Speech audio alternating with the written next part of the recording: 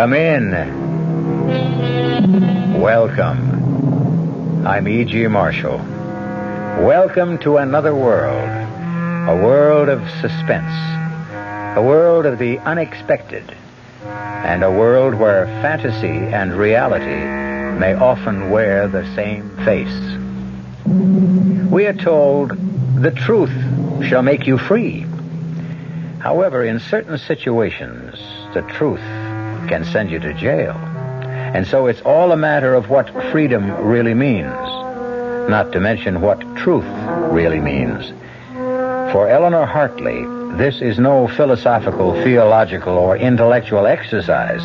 It has become suddenly a tangible and terrible fact of life. Our mystery drama, A Tiny Drop of Poison, was written especially for the Mystery Theater by Sam Dan and stars Tammy Grimes. It is sponsored in part by Anheuser-Busch Incorporated, brewers of Budweiser, and by the Kellogg Company, makers of Kellogg's Special K cereal. I'll be back shortly with Act One.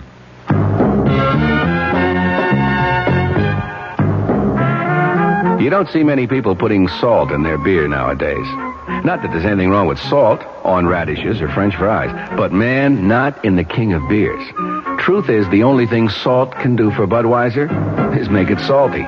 An unwise thing to do to the only beer in America that's Beechwood aged. Unsalted Budweiser has become the most popular beer in the world. And that's because in brewing Bud, the Budweiser brewmaster goes all the way for a taste, a smoothness, a drinkability you'll find in no other beer at any price.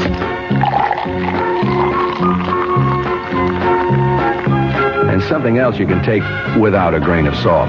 The fact that when you say Budweiser, you've said it all. Anheuser-Busch, St. Louis.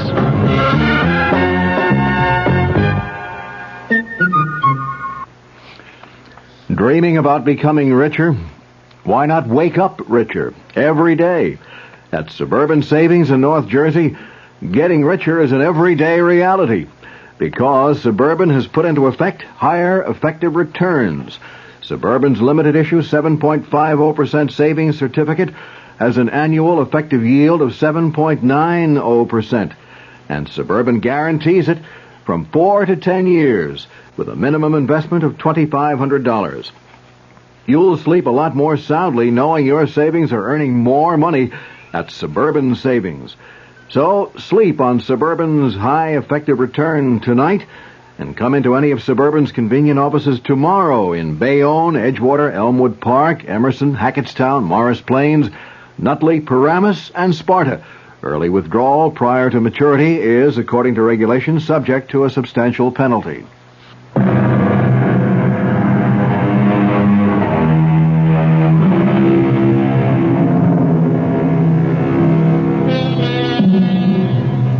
There's simply no way of knowing. So often, a fateful day will begin quietly, prosaically, with absolutely no hint that the steady pace of the commonplace is destined to quicken or falter. With no intimation that today a die will irrevocably be cast, and henceforward our lives will change forever. Or even cease to exist. A day like this has dawned for Eleanor Hartley, but she doesn't know it yet. Eleanor Hartley, at 32, she has it all. Looks, brains, personality, and a mission in life that seems certain of fulfillment. And on this day, this particular day, Eleanor Hartley is in a recording studio making a very important statement. The principal issue, the primary issue, the overriding, indeed the only issue, is morality. Do you or do you not? Can you or can you not trust your elected representatives? Okay, Eleanor, thanks. We got it. But I haven't finished. That's all we need. Tom, I intend to run my own campaign. Absolutely. Maury, don't edit any of this stuff now. Grab a portable rig and come on with us. We're going to the Madison Beach Club. Just a minute.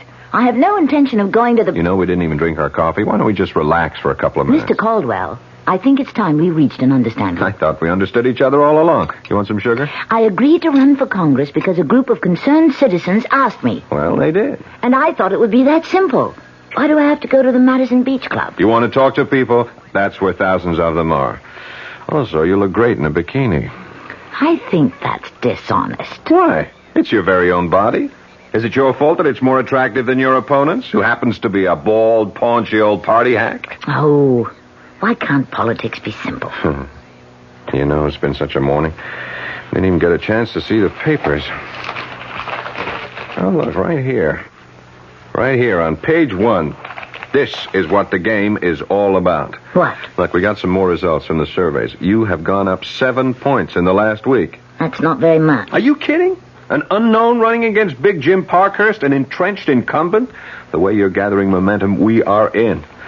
Look, Eleanor, I have to know something. What?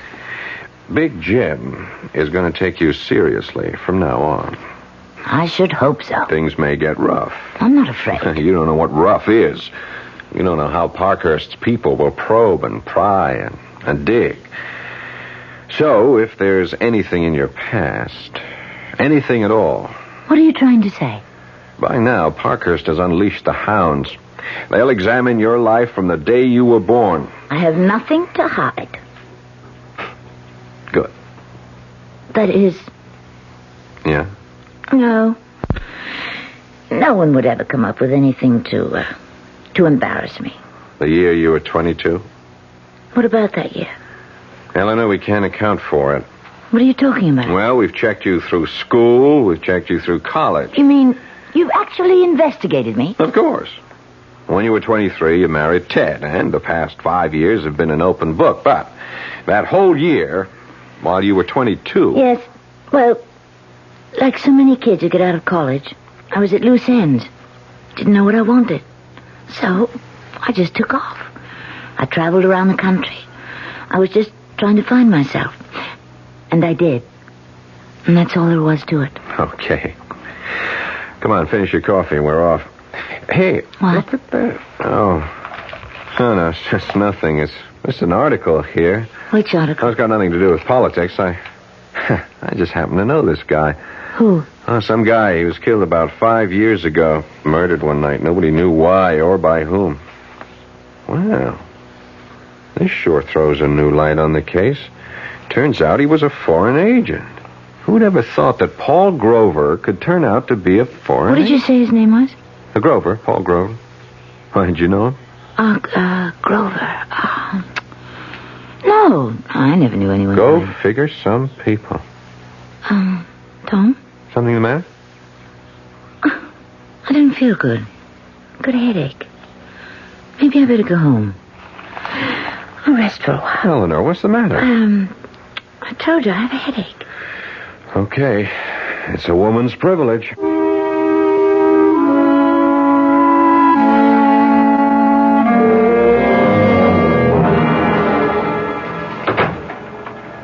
Hi there, Congresswoman. Hi there, Detective. Get any votes today? A few. You catch any crooks? No. I'm on a whole new thing. Sherlock Ted Hartley, that's me. I draw all the weird ones. This was a guy named Paul Grover. Grover? How do you like this? He was murdered 5 years ago, buried and forgotten. Now it's suddenly wide open again. You know why? Tom showed it to me in the morning paper. He was a spy. Which means we have to find out who killed him. Wasn't it always important to find out? Well, now more than ever. The information we have now is that he was ready to come over to our side and spill what he knew. But, isn't this out of your, The Federals asked us to cooperate. So the old man called me in and said, Ted, go get him. Oh. I'm a victim of my own reputation. So now I have to lone wolf around and try to sniff out a case that's 5 years old. Let's eat in tonight. Okay. It's a rare night I have you all to myself. Maybe I should never have gone into politics. What are you talking about? Here you are, a cop's wife. You're more than just a cop. And you're more than just a wife. It's one of those crazy things. You're going to go to Congress. I have to be elected first. Oh, baby, you're home free. My career took off the day I married you. Come on, Ted. No, I was always a good detective, but in the last 5 years, you'd be surprised how many ideas I got from you. You really taught me how to think. What do the police know about the murder?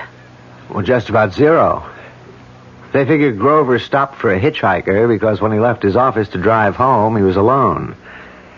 They found his car at the side of the road, and he was about 30 feet away, stabbed to death. Funny guy. Lived all alone, no friends, just people who knew him casually. Well, after all this time, how can you expect to find the killer? Oh, I'll find the killer, whoever he is. At least that's what I keep telling myself.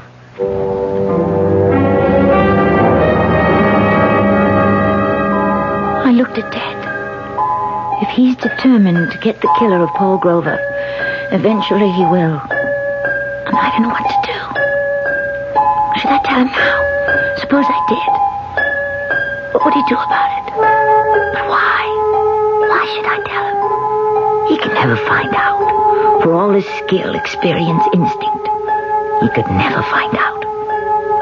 No one could find out. It all happened 5 years ago. When I was someone else, drifting about in another world. How could anyone ever link me to Paul Grover? There were no clues. No one ever saw us together. No one saw it happen. No one.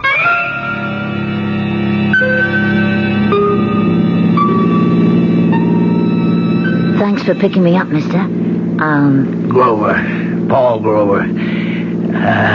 What are you doing out all alone this time of night? Oh, I just feel like walking, moving. You, one of them hippies? What's in a name? Talking about names. What's yours? Eleanor. Eleanor what? What does it matter? Okay. How'd you like some supper? That would be, welcome. I know a nice little place just off the state highway here. You're very kind, Mr. Grover. Very kind. Why are we stopping? Oh, well, I figured before supper we... We what? Well, let me put it this way.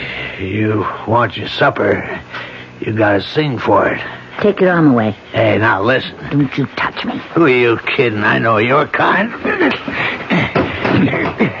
Hey, you come back here. Let go of me, let go. What are you fighting me for? Girl like you don't care, and I'm even willing to pay. Help! Scream all. Help! Scream all you want. Who's gonna hear you? Okay, you asked for this.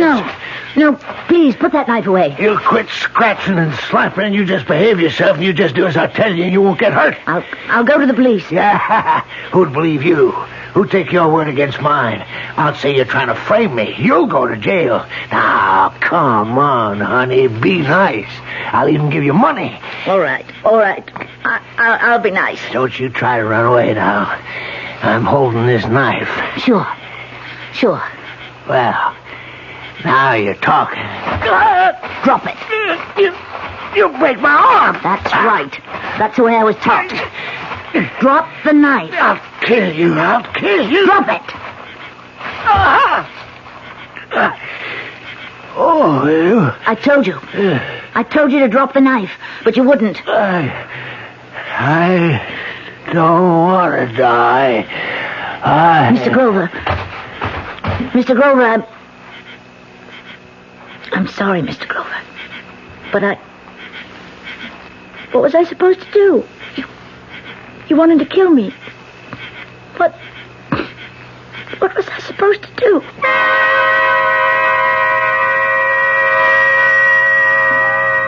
He was dead. The knife somehow had been turned against his own body. I just stood there. I remember now. I wondered why I didn't panic. But I was cool. I made sure to leave nothing behind me. Not in the car. Not anywhere around. There was no blood on my clothes. And so, I just walked away.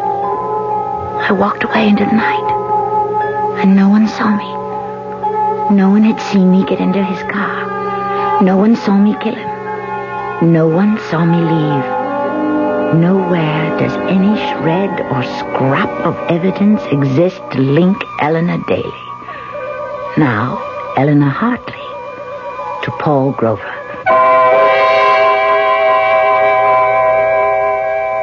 Well, she certainly told it the way it was. But is it true that there are really no clues? Perhaps there are no fingerprints or bloodstains, but how about other clues? Stronger clues. The clues that exist in the mind, the heart, the conscience. We may find a few of those when I return shortly with Act Two. Great taste in the morning. Kellogg's has that wholesome taste to get you up and grinning. This is Jerry Coffer for Kellogg's Special K. We've been having some fun in our television and radio commercials by using a ball and chain to symbolize the slight overweight problem common to so many of us.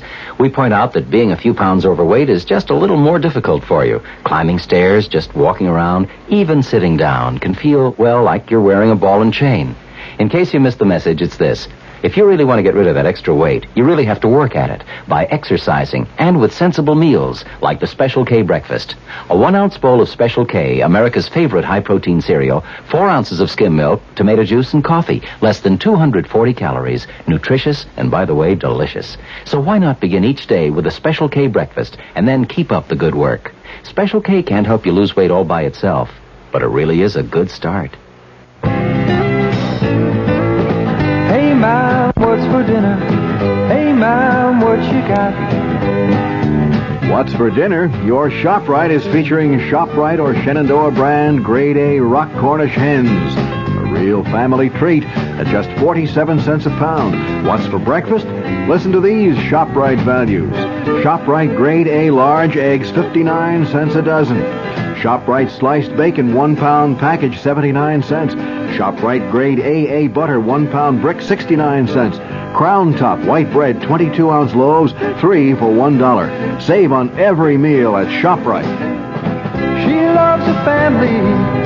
She wants the best. She does all that she can do. She lets ShopRite do the rest. Hey, Ma, what's for dinner? ShopRite has the answer. The Talk of New York, WOR, your Mystery Theater station.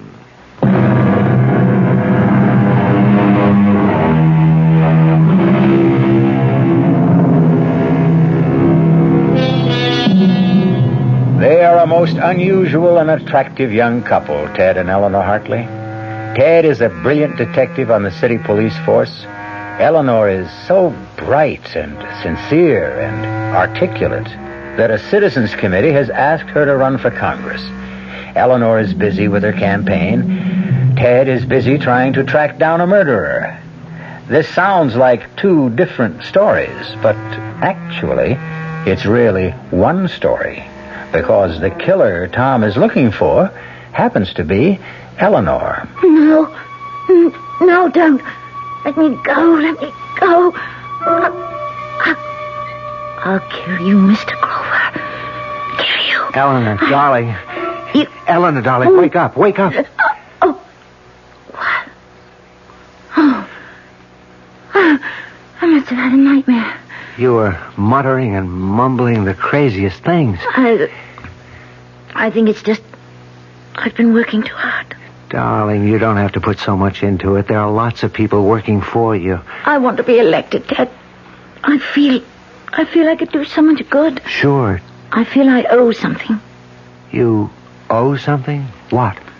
I feel I have a debt. I have to make up for something. What? Oh, well, once I did someone an injury. Who? It was a long time ago. Yeah, but if it bothers you... This person had it coming. Then forget it. It's not that easy. Want to talk about it? No. Part of our bargain, remember? We'd never press each other for details about what happened before we met each other. Well, I'd say overall it's a good bargain, but... Tell me, did I bother you with this Grover case? Bother me? Yeah, your nightmare. You were mumbling, but You don't want to talk about it? No, I'll talk about it if you want. I remember reading. It was such a messy murder. I have to find the killer, no matter how long it takes. I'm scared because I know Ted means it. He never quits. He'll stay with it forever. I don't know what to do, but how can I tell him? How can I confess? It was self-defense, but it'll be the end. Not just the end of my career, but the end between Ted and me.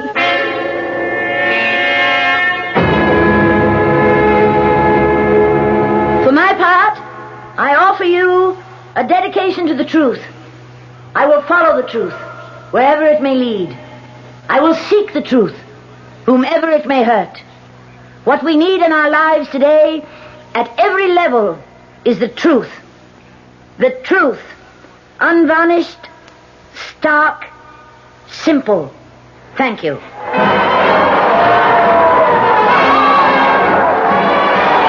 on, we have to go. Come on. How did it sound, Tom? We'll sneak down the back stairs. You're due on the south side in 15 minutes.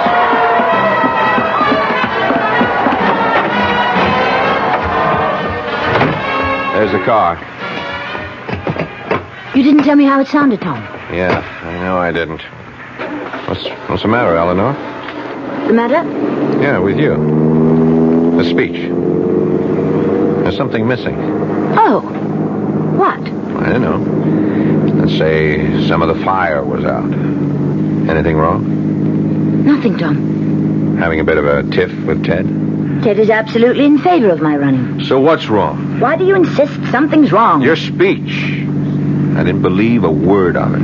Why? Because it was obvious to me that you didn't mean a word of it either. But Eleanor, something is wrong. Something has been just a little off-key all week. Now, why didn't you tell me about it? Tom, I wish you'd believe me.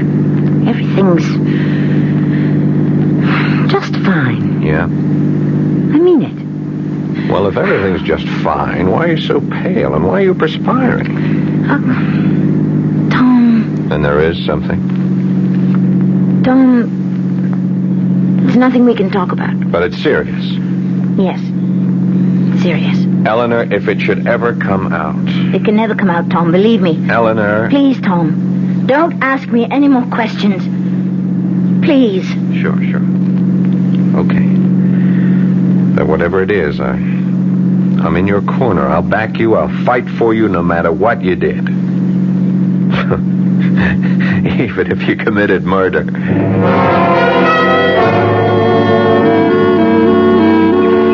I can't believe we have a free afternoon. Not Ted. You've been busier than I have. Well, that's true. I'm the one who's been doing the neglecting. Guilty.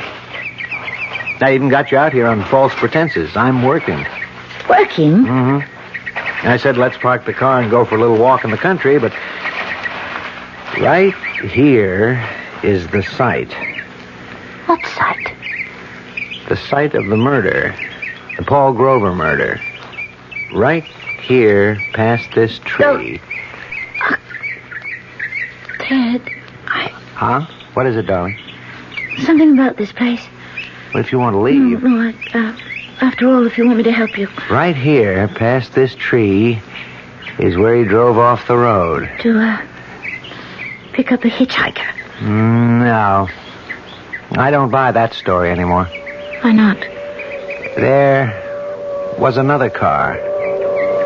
Oh? There were tire marks about 50 feet south of here where another car pulled off the road. But, didn't the police know this 5 years ago? Oh, sure. It was in the report, but the police are like everyone else.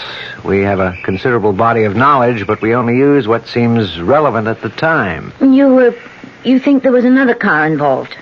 That's right. Someone met him here and killed him.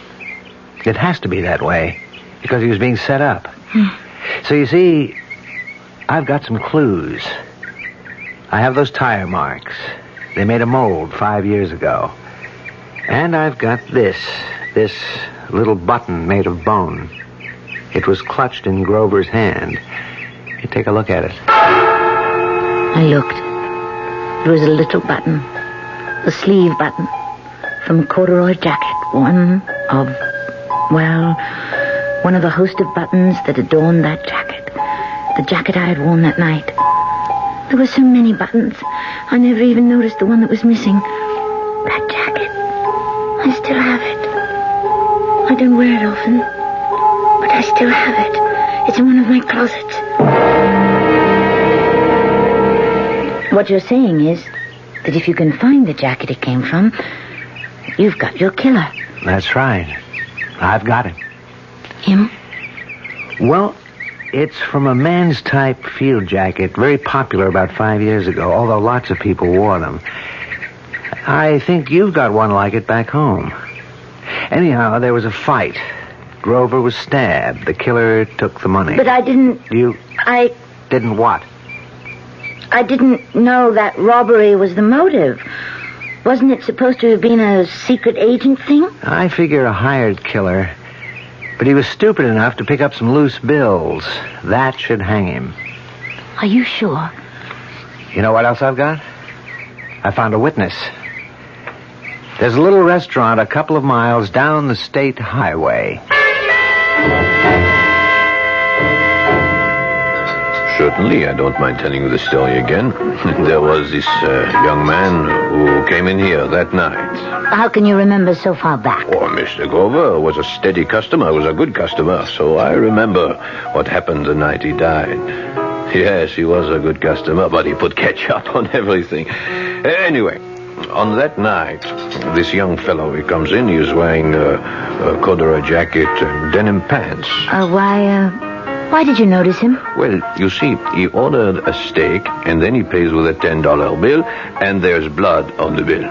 Blood? Yeah, so I says to him, this looks like blood. He says, does it? And I says, how did blood get on this bill? And he says, maybe it's blood money. He takes his change, gives me $1 tip, and leaves. Why didn't you tell this to the police? They never asked. Would you believe that this lieutenant here is the first policeman that's walked into my restaurant since it happened 5 years ago? And can you describe him, Hugo? I have never forgotten him. He was a big man, 6 foot tall, about 200 pounds. He had black hair, brown eyes, a big scar on the left side of his chin, and the tip of his left pinky finger was missing. Thanks, Hugo. Oh, no, sir, yeah, don't mention it, Lieutenant. As far as the wife is concerned, madam, if I get up early on election day, I might even vote for you. You would?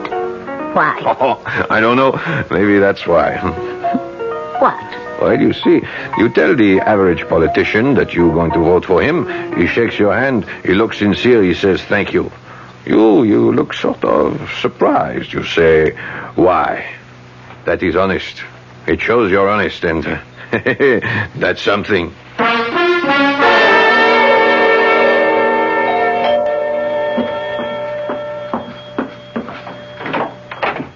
Hi, Eleanor. Come in, Tom.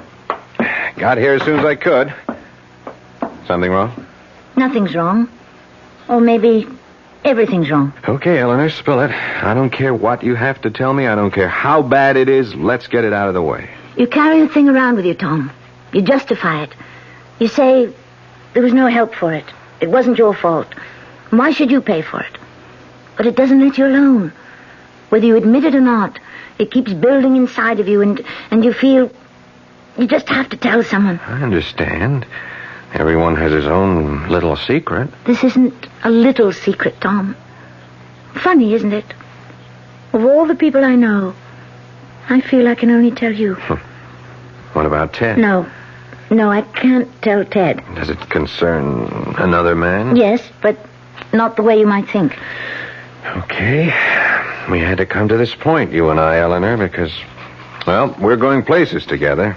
I know. Eleanor, 10, 15 years from now, you could become president of the United States. Oh, Tom. Oh, Tom. Thank you. Oh, I needed a laugh. Why are you laughing? Sooner or later, we'll have a woman president. Why not you? Dream on, Tom Caldwell. Dream on. For all of them, it began with a dream. So ask yourself, why not you? You'll be 40ish, even more beautiful than you are now. Wiser, more experienced. Now, what could hold you back? Oh. Excuse me. Hello? Darling, Ted, where are you? at police headquarters. I won't be home until late. Can't it wait? No, I have to do it now because I just brought in my prisoner. Who? The killer. You know, the guy that murdered Paul Grover. The man who murdered Grover? Can you be sure? Yeah, I'm sure. We got him cold.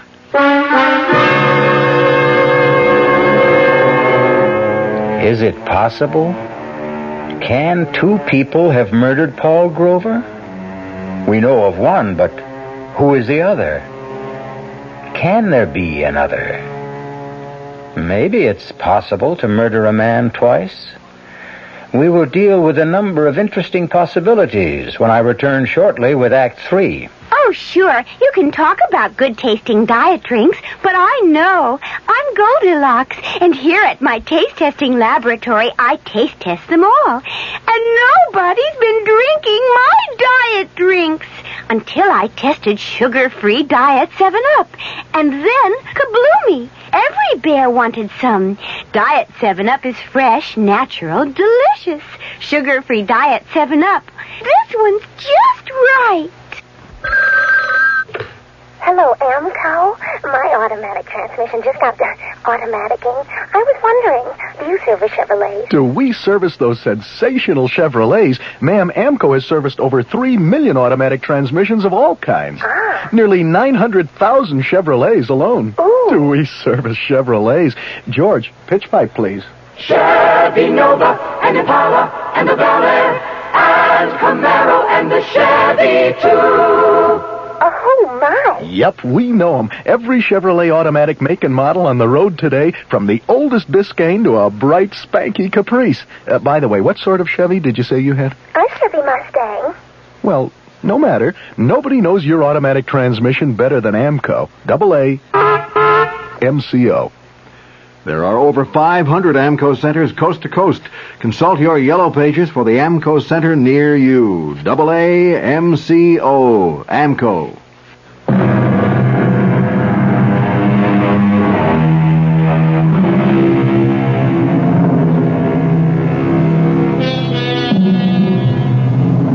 Although once is usually par for the course, it does appear that some people can be murdered twice. 5 years ago, Eleanor Hartley was forced to kill a man in self-defense. And now it develops that the police have evidence against another killer. And Eleanor Hartley, whose horizons are unlimited, now has to make a crucial decision. Everything all right with Ted? Yes. Just fine. They got the killer. Killer? The one who murdered that, Paul Grover. Well, that's great. Well, Ted is really a great detective. Who's the suspect? I didn't ask. It'll probably be in the news. Okay, Eleanor, I'm waiting. Tom, I don't want to lose everything. Why should I lose everything? You won't lose anything. Don't say that. Is it that bad? Yes. Well, it'll have to come out. No, it won't. Eleanor, Big Jim is out to get you. He'll stop at nothing. Whatever it is, believe me, sooner or later he'll uncover. No, he can't. No one can.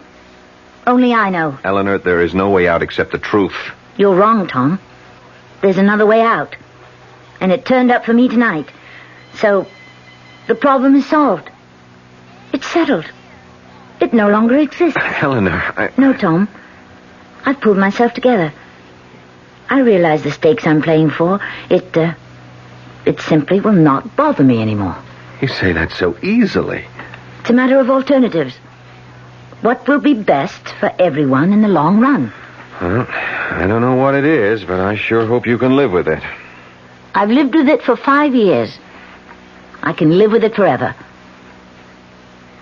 I'll have to.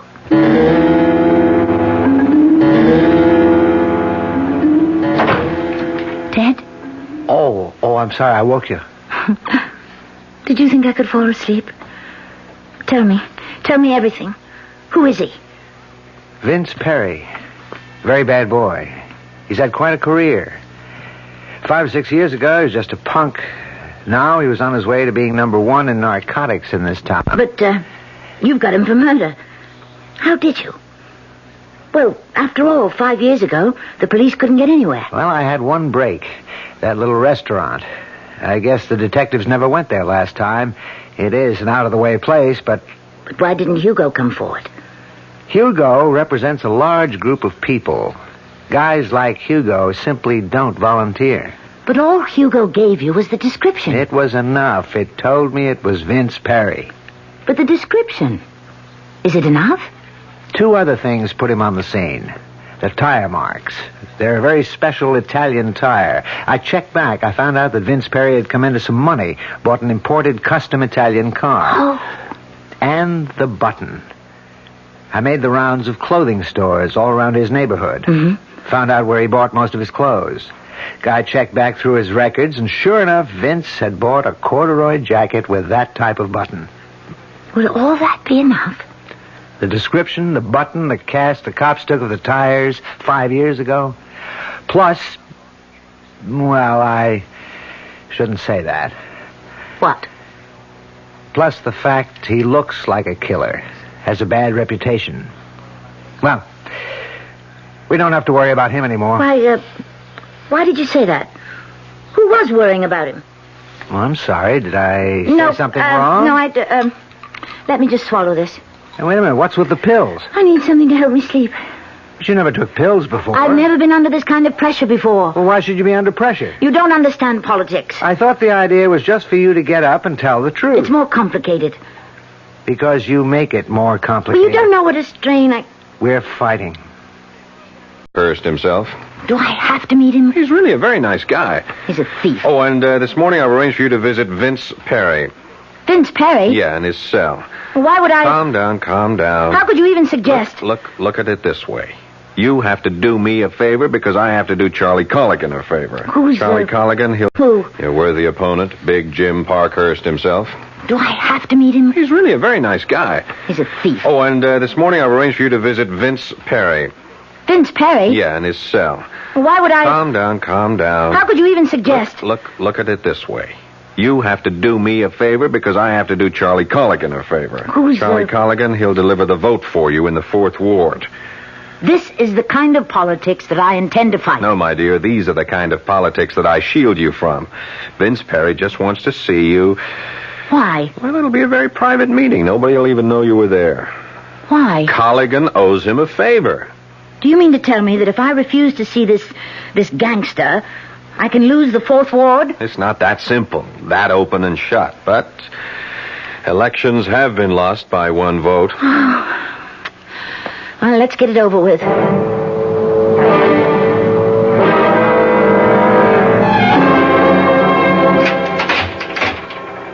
Well, nice of you to show up, Congresswoman.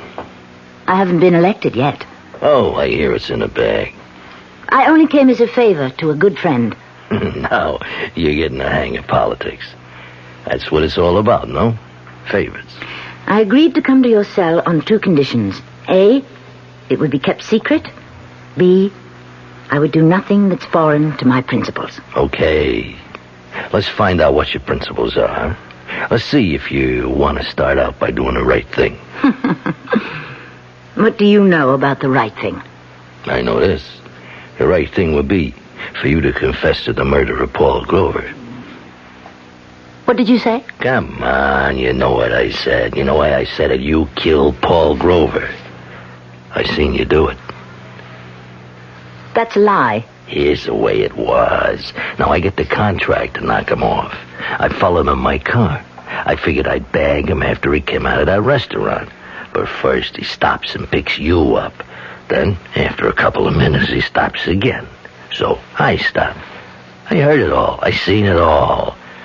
I let you go. Why not, huh? You did my job for me. I never forgot what you looked like. You can't prove a word of it. I'm in the spot you were in when he tried to attack you. Now, nobody would have believed you then. Nobody will believe me now. What do you expect me to do? Like I say, the right thing. There's 2 kinds of people, honest folks and thieves. Now, there's a law. The honest folks obey it, period. The thieves break it. I'm a thief. What are you?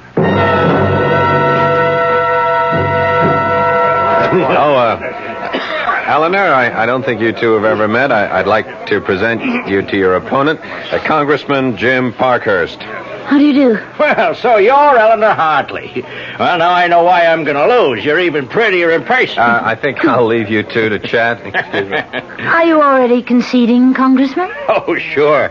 My time's run out. Really? But you're running a very aggressive campaign. Well, you kill a snake, the body can still wiggle. No, dear, I've had it. The voters are wise to me. You know, I always thought you were an ogre, and you are, but a very charming ogre. Eleanor, let me give you a word of advice. Advice? Best in the world, because it's advice I never followed myself. Now, when I became aware of you for the first time, you broke my heart. How? I saw you as I was, 30 years ago, filled with spirit, sincerity, a desire to find the truth and work for it. Really? Yeah, sounds strange coming from me, doesn't it? Well, just remember, it doesn't happen all at once. You wake up one day and, well, yes, you're a crook. You're dishonest. You betray your constituents. Now, you're not really that bad. My dear, I'm worse. It starts with the first lie, the first deal. That's when you swallow that first tiny drop of poison. Remember that. Have you tasted yours yet? No, don't answer. Just think about it. Thank you, Congressman. Thank you. Well, I know you'll have a highly successful career because you're a very honest little lady. You might even become president. Good luck. Well, what did you think of Big Jim? Tom, I want to do something, but I need your advice. I want to make a statement. It's something that is true, but it would end my career. Then why make it? Because it's the right thing to do.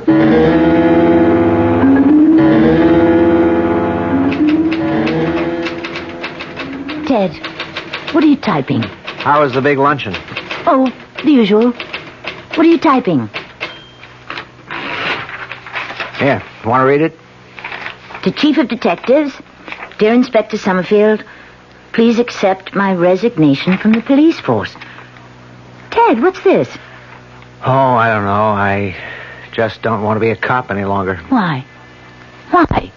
Well, look, you'll be going to Washington. I thought we... Why do I have to be a cop all my life? Why can't I try something else?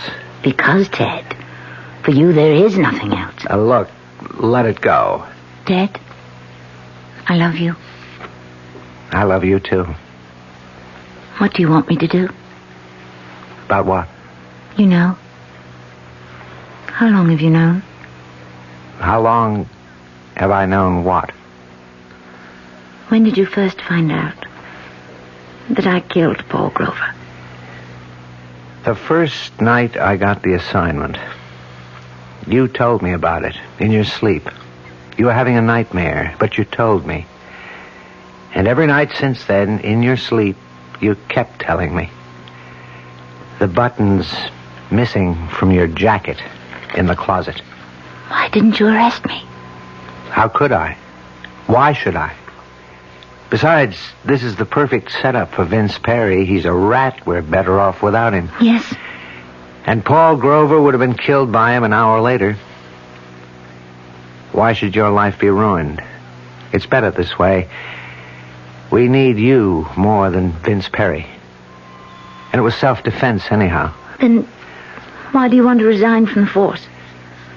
Because I just made my first deal. I've taken the first drop of poison. Someone else said that to me earlier. I'll stop now before I become the kind of cop I have no use for. Hey, what are you doing? You can't resign, Ted. You're going to make an arrest. No, I won't. I can't. You can. You must. I've taken the first drop, too. And I can't live with it either. Please, Ted. But it'll be the end. No, Ted. It won't. You'll see. It'll be the beginning.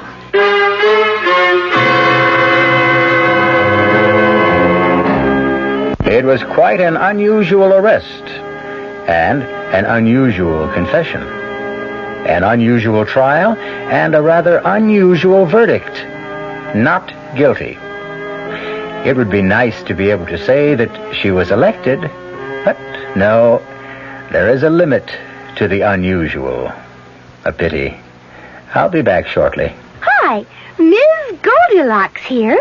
Professionally taste-testing diet drinks can be very difficult, but I've just had to bear with it. Then I found sugar-free Diet 7-Up. It doesn't taste like other diet drinks. It's fresh, light, natural, delicious. Sugar-free Diet 7-Up tastes so good that I've taste-tested it hundreds of times, and each time I've given it my seal of approval. Yes, this one's just right. Our cast included Tammy Grimes, Paul Hecht, Robert Dryden, and Earl Hammond. The entire production was under the direction of Hyman Brown. Radio Mystery Theater was sponsored in part by new sugar-free Diet 7-Up. This is E.G. Marshall inviting you to return to our Mystery Theater for another adventure in the macabre. Until next time, pleasant dreams.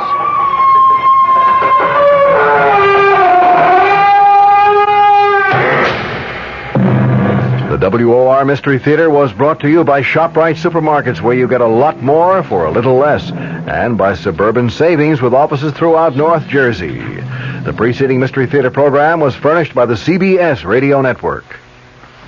Got a second? I'd like to tell you about a new kind of radio program you're going to be hearing right here on this station. It's different, because it's being done just like they used to do them back in the good old days of radio. In fact, we're going to play some of the great programs for you again. I'll be waiting to see you right here at 79 Wistful Vista. The name on the mailbox says F. McGee. The good old days of radio coming your way this Monday night at 9 o'clock right here over WOR Radio, the talk of New York. Be sure to tune in. I'm Fulton Lewis in the Mutual Broadcasting System studios in Washington, D.C. Now, my commentary. The House Judiciary Committee opened its historic hearing of evidence on the possible impeachment of President Nixon today, and almost immediately it voted to receive the complex and controversial data in closed session.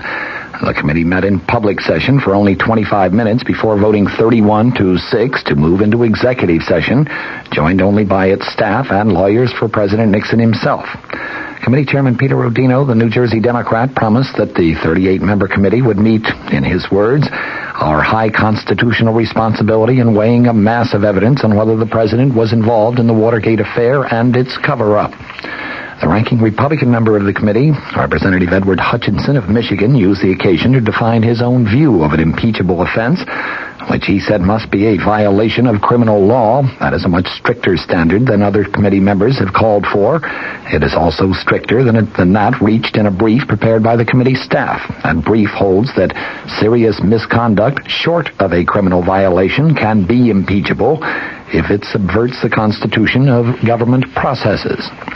In the meantime, Representative John Anderson, the chairman of the House Republican Conference Committee, said today that the country would probably benefit if President Nixon resigned. He predicted his impeachment if Mr. Nixon does not step aside voluntarily. The Illinois Republican gave his views to newsmen shortly after House Republican leader John Rhodes of Arizona said that the president, in Rhodes's words, ought to consider resignation as a possible option if erosion of public confidence bars him from effectively carrying out his duties. Anderson said that he and other Republican congressional leaders have considered going to the president and actually asking him to resign, but he said they have decided to wait until after a House vote on impeachment. Congressman Rhodes, when asked if the Republican leaders might personally press upon the president a suggestion that he quit, seemed to choose his words very carefully as he replied, "I know of no definite plans at this time." Vice President Gerald Ford said today that the Watergate issue has caused a loss of confidence in the federal government, which he said has reached crisis proportions. He added, "The time has come for persons in political life to face the truth and speak the truth. The time has come for persons in political life to avoid the pragmatic dodge which seeks to obscure the truth." Discussing the president's release of the edited transcripts of White House conversations, Ford said, "I believe those documents, painful as they may be, but I believe they will help establish the truth." Ford's schedule included 4 speeches in the state of Chicago and in downstate Illinois today.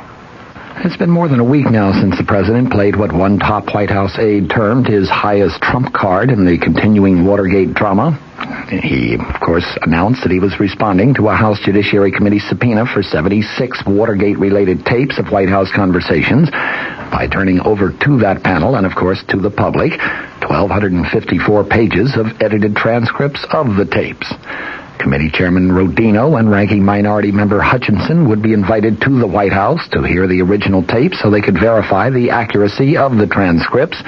As you recall, a tremendous nationwide fanfare accompanied the president's announcement, White House officials declaring that, in their words, the president has made available to the public and to the Judiciary Committee what he believes is the full Watergate story. With that, presidential attorney James St. Clair stated flatly that no further Watergate tapes would be handed over either to the Judiciary Committee or to Special Federal Prosecutor Leon Jaworski. In the meantime, White House Chief of Staff General Alexander Haig made it quite clear that neither he nor presumably any other current presidential aides would answer questions of any congressional investigating panels. Last week, Haig, following the specific orders of President Nixon, invoked executive privilege in declining to give information to the Senate Watergate Committee. To put the entire situation in its proper perspective, I think several aspects must be analyzed. First, why did the president decide to release the transcripts of the Watergate tapes? While it may have been legally proper to completely ignore a subpoena from the legislative branch of government, I think politics obviously decreed that the president had to make some response. His chief advisor suggested, and he agreed, that his own best defense would be a strong offense. By releasing the transcripts not only to the House Judiciary Committee but to the entire nation, he would be kicking off a new public relations campaign, one that would be aimed at portraying the president as having nothing to hide, being completely candid about the facts in the Watergate case, and being almost completely cooperative with the congressional panel which is now investigating Watergate in connection with the possible impeachment of the president. Despite assertions of Nixon loyalists, those controversial transcripts do not prove the president's innocence. The important thing to remember, though, is that neither do they prove his guilt. The picture they paint is one of complete confusion, one that is, of course, open to widely varied interpretations, and that, in essence, is all the White House feels is necessary in order to at least temporarily, perhaps permanently, sidetrack the impeachment proceedings. Without further clear-cut evidence of any wrongdoing on Mr. Nixon's part, no fair jury, including the Congress, could possibly find him guilty.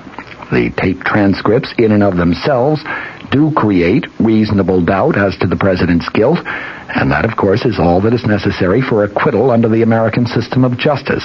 In this respect, the decision to release the transcripts was probably a very wise decision. What do those transcripts reveal? Well, when read in their entirety, they do not substantiate the president's claim of May 22nd of 1973 that he had undertaken, in his words, an intensive effort of my own to get the facts and to get the facts out. Conversations covered by the transcripts seem more like script writing sessions, a very careful coordination between the president and his chief advisors, Ehrlichman and Haldeman, regarding a plan of action regarding the Watergate case. There is nothing conclusive indicating that they were concocting some plan of action to protect administration insiders who might have been involved in the break-in of June 17, 1972 at the Democratic Party national headquarters. There is nothing conclusive indicating that they were trying to cover up the facts in the Watergate case. Admittedly, there are very, very strong suggestions along those lines, however, and perhaps that aspect of the transcripts has dismayed and disappointed some of the president's principal defenders to date, including Senate Republican leader Hugh Scott and House Republican leader John Rhodes. Even former Nixon troubleshooter, now a columnist, Clark Mullenhoff, was prompted to comment today, quote, "Throughout his administration, he has given the impression of thorough, systematic studies of facts and law, but when Nixon-edited transcripts were published, we find no systematic effort to discover all facts of the Watergate burglary of June 17th. Instead, we find crafty, dishonest efforts to learn what the United States Attorney's Office and the FBI might develop from sources that could not be controlled or coerced into a preconceived scenario. Mr. Nixon made no systematic effort to consult the criminal law experts or the constitutional law experts to determine what the president should do in carrying out his responsibility that the laws be faithfully executed. Instead, we find President Nixon fumbling with only a superficial understanding of the law of evidence and incredible insensitivity to the problems of obstruction of justice. Perhaps the most damaging of the transcripts involves an exchange of March 21st, 1973, after John Dean had told the president of Dean's possible involvement in the crime of obstruction of justice. The president speaks first, talking about your obstruction of justice, though I don't see it. Dean replied, well, I have been a conduit for information on taking care of people out there who are guilty of crimes. The president, oh, you mean like the blackmailers? Dean, the blackmailers, right. The president, well, I wonder if that can't be. I wonder if that doesn't. Let me put it frankly, I wonder if that blackmail doesn't have to be continued. Let me put it this way. Let us suppose that you get the $1 million and you get the proper way to handle it. You could hold that side. Dean agreed. The president then asserted, it would seem to me that that would be worthwhile. Dean commented, well, that's one problem. The president, I know you have a problem here. You have the problem with convicted Watergate burglar E. Howard Hunt and his clemency. Dean, that's right. And you are going to have a clemency problem with the others. They all are going to expect to be out of prison, and that may put you, Mr. President, in a position that is just untenable at some point.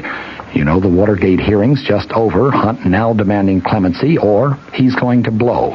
And politically impossible for you to do it. You know, President, that's right. Dean at that point commented, I'm not sure that you will ever be able to deliver on clemency. It may be just too hot.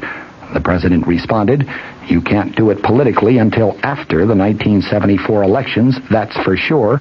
Your point is that you couldn't even do it then. Dean commented, that's right. It may further involve you in a way that should not be involved in this.